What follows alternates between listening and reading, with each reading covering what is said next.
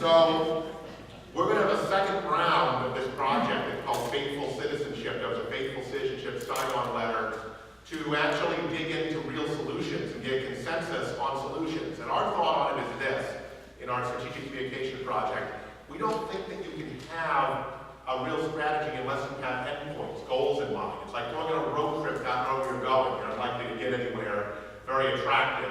And so on healthcare, for example, we've developed at Citizen Action, we're sharing with other groups, a 10-year healthcare strategy. We're going to unveil it at our annual meeting on Friday, where we have decided where we want to go, what the Wisconsin healthcare system would look like, building on the Affordable Care Act in 2025 to get full coverage for everyone and make healthcare truly affordable and lower the cost of healthcare for everyone. And so now we're going to reverse engineer our whole communication organizing strategy from now on to get to that. So in other words, we need to do that in other issue areas. In democracy, we want to develop that through that poverty coalition and jobs in the economy. But we have to have the right knows where it's going. The right is repealing the 20th century.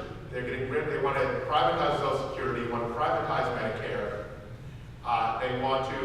They have very clear objectives. They want to make our democracy essentially a democracy based on money. Money is speech, not based on one person, one vote, right? And they've made tremendous progress because they kept focused on those goals. And when they lose, they just come back again. We lose and we get dejected and we go on to something else, right? That needs to stop because right is on our side. So I want to say to you that I think that there's a lot of hope here. In a way, to use a religious metaphor, being in the wilderness gives us the opportunity to build a much more profound movement that would actually realize the full promise of American life. And I'm not sure electing a bunch of kind of moderate corporate Democrats would have fundamentally done anything about our racial disparities, our poverty, and all the issues we have. The issues, and I want to frame them as opportunities here, the issues are not just problems, they're gaps between our most profound fundamental values in society as it is now. It is our mission to close those gaps and realize our values in the world. And so I think in a way, hopefully we're not going to be in the wilderness until I'm retired and on Social Security, but I think this gives us a real opportunity to build something longer lasting that is much more compelling and speaks much more directly to the needs of the American people and their aspirations, their desires for themselves, their families, and their communities.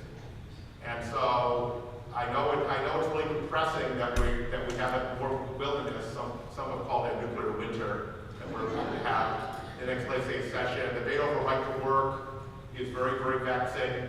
But even then, I want to stop right to work. But if we're going to lose temporarily, let's lose in a way that builds power and convinces a lot of people that we're right and they're wrong. And let's make them pay a price with the public for doing this. And let me close on right to work. I was on an hour-and-a-half radio debate on Friday. It was supposed to be a half hour, but the host kept extending it on right to work.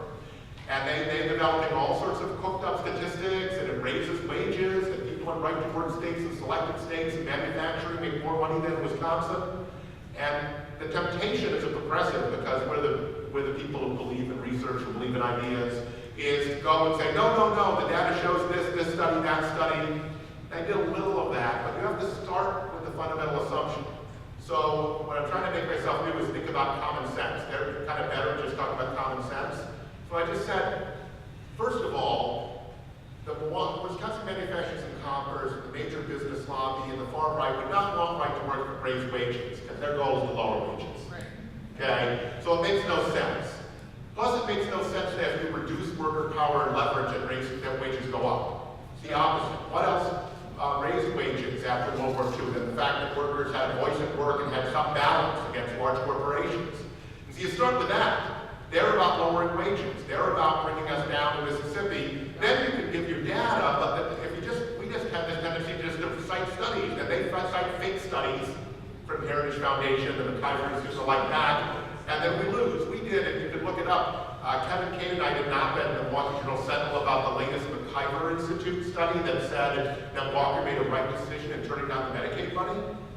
And the reason they said it was right in part was because they gave a whole bunch of different reasons. And we decided specifically not to answer every one, because some of them, if you talk about them, you're losing, right? But they literally cited alleged research that people are no better off on Medicaid than being uninsured. But then they praised Walker for expanding Medicaid, giving him credit for Obamacare, essentially, when he could have gotten it a lot cheaper, right? So I just wrote this.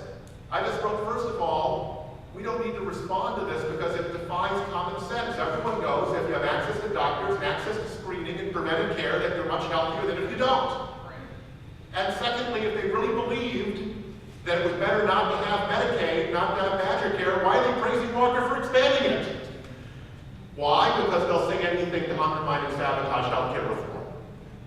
And then we went into their other arguments, but in that vein, starting with common sense. So in healthcare, for example, prevention is common sense. People know that having doctor's visits, having treatment, catching things early is cheaper and saves lives and prevents people from having dangerous conditions before they even happen, or get caught early, so it's easier to treat. People know that, it's common sense. They don't believe in that in terms of their policy proposals.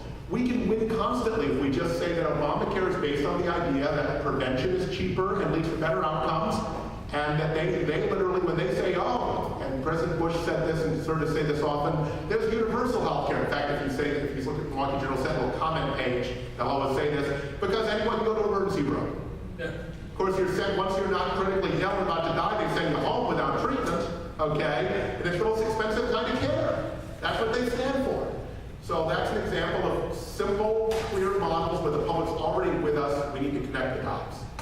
So let me end with that. I think we have to be positive. We have to bear down. We have to be mad about what's going on. We have to be really inspired to build something here and to build something that can transform our society. And I think that we will succeed ultimately because we're right and because we are just.